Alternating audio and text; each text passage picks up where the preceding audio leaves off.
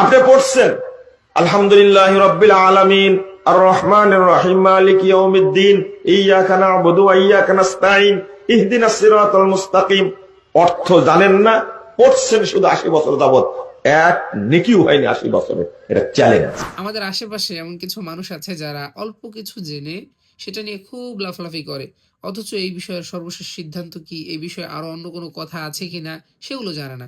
সে যতটুকু জানে, তার যতটুকু পড়ার তৌফিক হয়েছে ততটুকুর উপরেই সে ইক্তেফা করে, ওটাকে যথেষ্ট মনে করে এবং সেই অনুযায়ী নাচানাচি শুরু করে। এই লোকটার অবস্থা হয়েছে এরকম। উনি বলতেছে যে কেউ যদি কোরআনের অর্থ না বুঝে পড়ে তাহলে নাকি কোনো সওয়াব নেই। আসেন আমরা এই বিষয়টা একটু হাদিসে পাক থেকে জেনে নেই যে ওনার কথাটা কি সঠিক কিনা।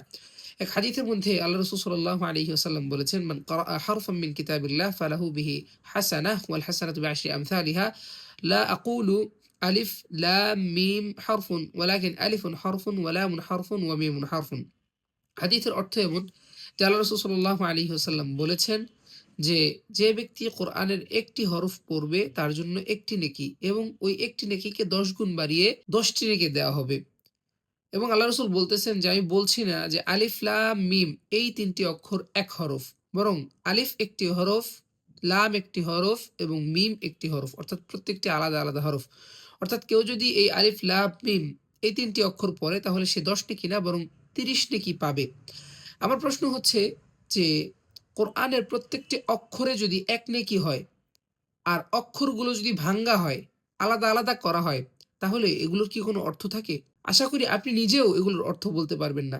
এছাড়াও কোরআনের মধ্যে অনেক হরফে মুকাত্তাআত আছে, যেমন ইয়াসিন, আলিফ লাম মিম, এরপরে কফ, আইন সিন কফ, কাফ হা ইয়া আইন সাদ, এই জাতীয় আরো অনেক হরফে মুকাত্তাআত কোরআনের মধ্যে আছে যেগুলোর অর্থ আল্লাহ এবং আল্লাহর রাসূলই ভালো জানেন। এগুলোর অর্থ তো আপনিও জানেন না। তার মানে কি এটা যেগুলো পড়লে কোনো সওয়াব পাওয়া যাবে না? এত স্পষ্ট একটি সহিহ হাদিস থাকার পরও যদি সামান্য কিছু জেনে, সামান্য কিছু বুঝে সেই অনুযায়ী মানুষকে বিভ্রান্ত করেন, তাহলে মানুষ কার কাছে যাবে? মানুষ কার কাছ থেকে ইসলাম নিবে? আল্লাহ তাআলা এই সমস্ত মানুষদের কাছ থেকে আমাদের এই সমাজটাকে হেফাজত করুক। মানুষের জন্য ইসলামটাকে সহজ করেন। মানুষকে ইসলাম থেকে বিমুখ করে দিবেন না। ইসলাম অনেক সহজ। সুতরাং এটাকে কঠিন করার চেষ্টা করবেন না। ফলাফল কিন্তু ভয়াবহ হবে। আল্লাহ তাআলা কিন্তু ছাড় দিবেন না। দুনিয়ার মানুষকে ধোঁকা দিয়ে হয়তো আপনি পালিয়ে যাবেন স্টেজ থেকে।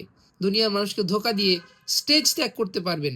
কিন্তু আসল যে স্টেজ আছে, কিয়ামতের স্টেজ, ওইটা কিন্তু সহজে পার করতে পারবেন না। সুতরাং মানুষকে ধোঁকা দেওয়া বন্ধ করুন। মানুষের কাছে ইসলামের সঠিক বিষয়গুলো পৌঁছে দিতে পারলে তবেই পৌঁছে দেওয়ার চেষ্টা করুন, অন্যথায় চুপ থাকুন।